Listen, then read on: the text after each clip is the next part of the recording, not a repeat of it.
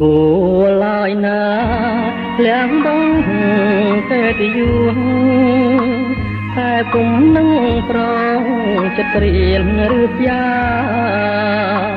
គួយគង់ជួជាតិមិនខ្វប់លោកា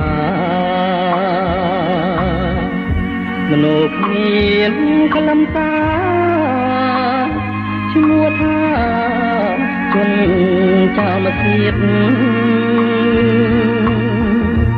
បងចោលទៅគុំនឹកនោះដូចផ្លែល្ងាកុំយកខ្លួនដៀតគំនិតបោកប្រាំងខ្លាស្ដោគ្រប់ស្នៀតជីវិតក្រគ្រៀតគួរតា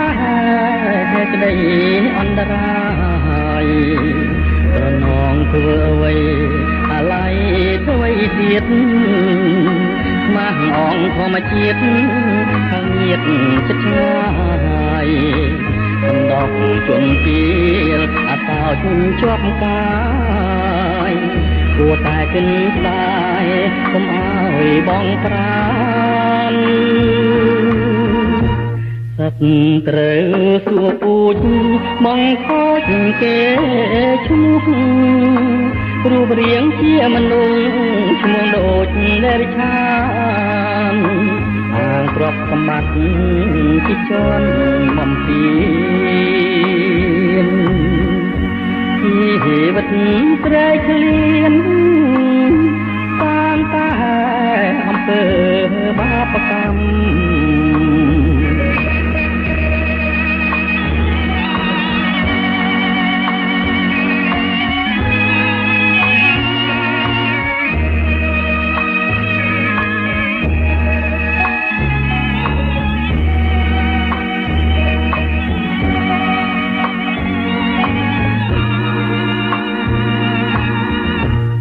ត្រូវសួរពូជបងខូចគេឈ្មោះរូបរាងជាមនុស្សឈ្មោះដូចដេរិឆានអាងទ្រព្យសម្បត្តិ